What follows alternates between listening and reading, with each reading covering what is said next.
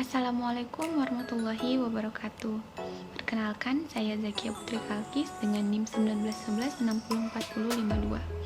Saya mahasiswa Universitas Asia Yogyakarta dengan prodi Keperawatan Anestesiologi Fakultas Ilmu Kesehatan. Nah, pada kesempatan kali ini saya akan mencoba melakukan penyuluhan, yaitu cuci tangan 6 langkah untuk pencegahan diare, dengan pokok bahasan pendidikan kesehatan tentang cuci tangan, dengan sasaran yaitu ibu-ibu posyandu Giri Seto, Gamping Kidul RW 16. Metodenya dengan melakukan ceramah, diskusi, dan juga demonstrasi. Media yang saya gunakan yaitu dengan menggunakan PPT dan juga alat cuci tangan. Kemudian waktu mungkin sekitar 45 menit. Tempatnya yaitu di Posyandu Giri Seto Gamping Kidul RW 16. Assalamualaikum warahmatullahi wabarakatuh. Selamat siang ibu-ibu semuanya, adik-adik. Ya, bagaimana kabarnya Bu hari ini? Ya, alhamdulillah. Terima kasih atas kesempatan yang sudah diberikan kepada saya. Saya ucapkan banyak terima kasih, dan juga karena sudah sempat hadir di tempat ini. Nah, salawat serta salam tak lupa pula kita aturkan kepada junjungan kita Nabiullah Muhammad SAW. Nah, perkenalkan, saya Zakia Putri Kalkis, mahasiswa Universitas Asia Yogyakarta, Fakultas Ilmu Kesehatan dengan prodi D4 Keperawatan Anestesiologi. Nah, hari ini kita akan mencoba membahas mengenai cuci tangan 6 langkah untuk pencegahan diare. Nah, pertama, kita perlu mengetahui dulu apa sih itu mencuci tangan.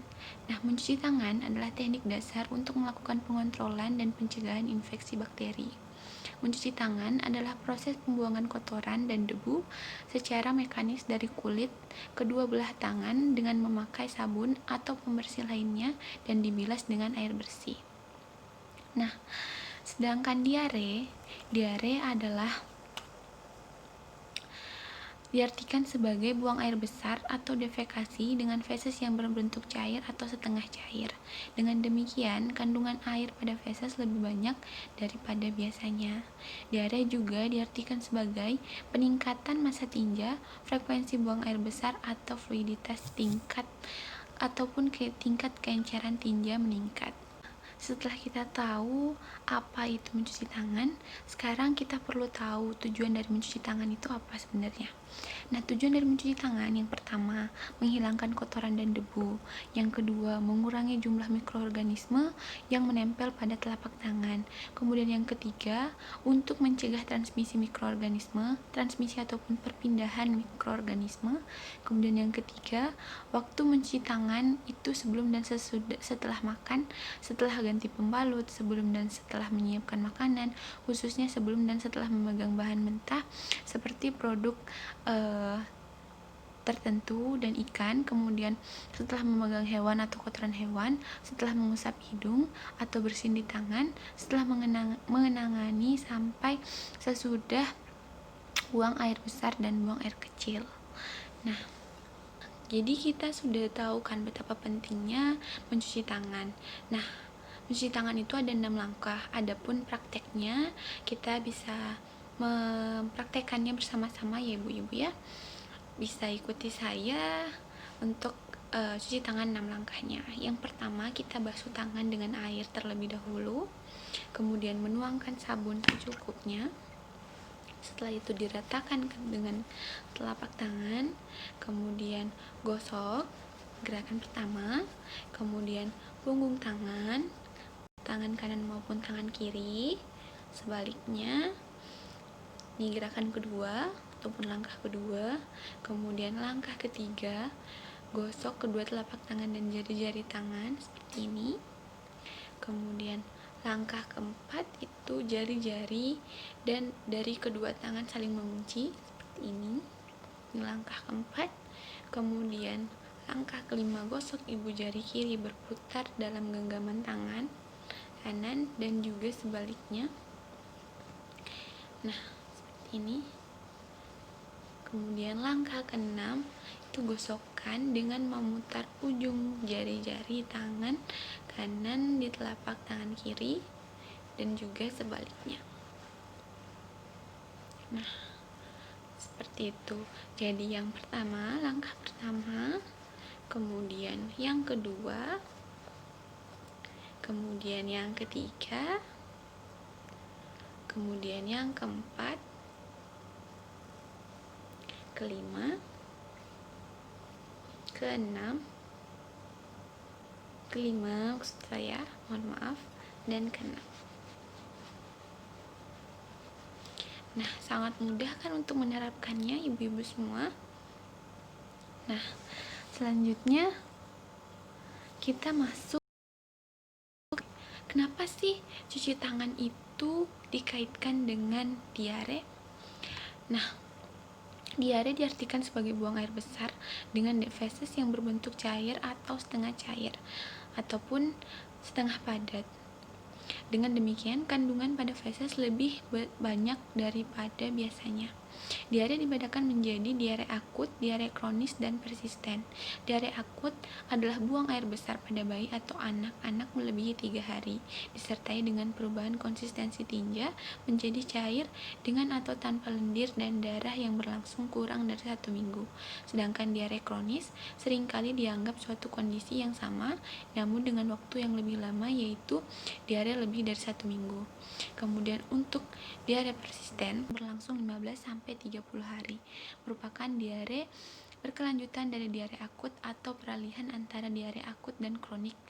Biasanya ditandai dengan penurunan berat badan dan sukar untuk naik kembali.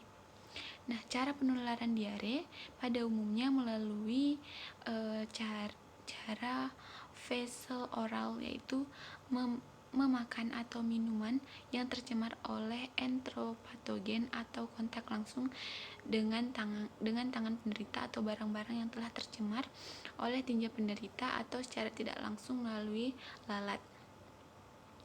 Nah, makanya mengapa dalam judul yang saya bawakan ataupun penyuluhan yang saya bawakan di situ menjelaskan 6 langkah mencuci tangan untuk mencegah penularan ataupun untuk mencegah diare. Seperti itu. Nah, penyebab diare itu tersendiri terdiri dari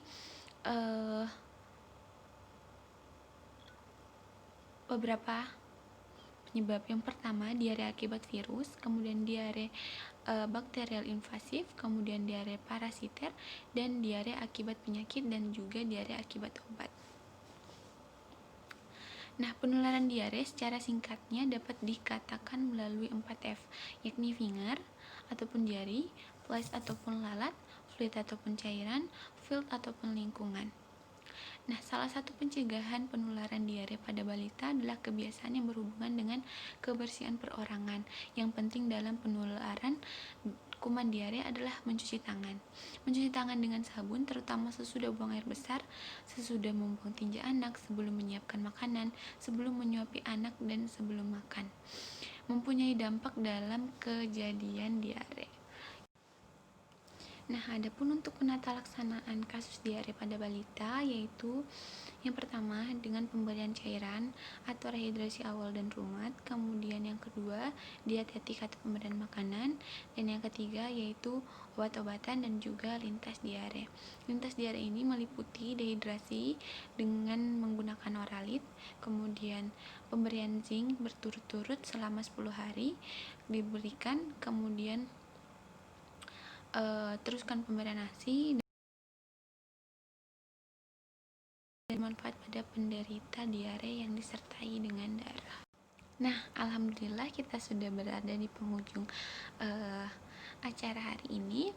Terima kasih atas waktu yang diberikan kepada saya. Terima kasih atas perhatiannya ibu-ibu semua. Saya ucapkan semoga bisa bermanfaat untuk kita semua, terutama untuk saya sendiri juga, untuk ibu-ibu juga, untuk diterapkan kepada balita-balitanya ya ibu-ibu ya. Nah, mungkin ada yang ingin ditanyakan ibu?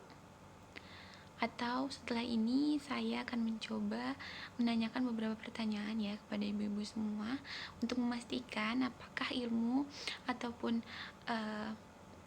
info yang saya berikan itu sudah diterima dengan baik dan insya Allah bermanfaat untuk kita semua.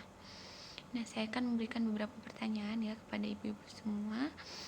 Nah, baik, untuk ibu yang di depan uh, apakah bisa menjawab pertanyaan saya mengenai pengertian dari mencuci tangan itu apa?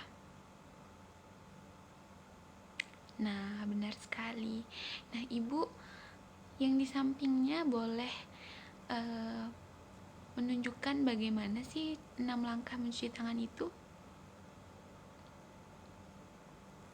Ya, benar sekali ya Ibu ya. Saya rasa sudah cukup paham semuanya dan alhamdulillah jika materi yang saya sampaikan itu bermanfaat untuk kita semua. Saya akhiri. Wassalamualaikum warahmatullahi wabarakatuh. Baik, mungkin cukup sekian yang bisa saya sampaikan. Terima kasih atas perhatiannya. Saya ucapkan, saya akhiri. Wassalamualaikum warahmatullahi wabarakatuh. See you the next video.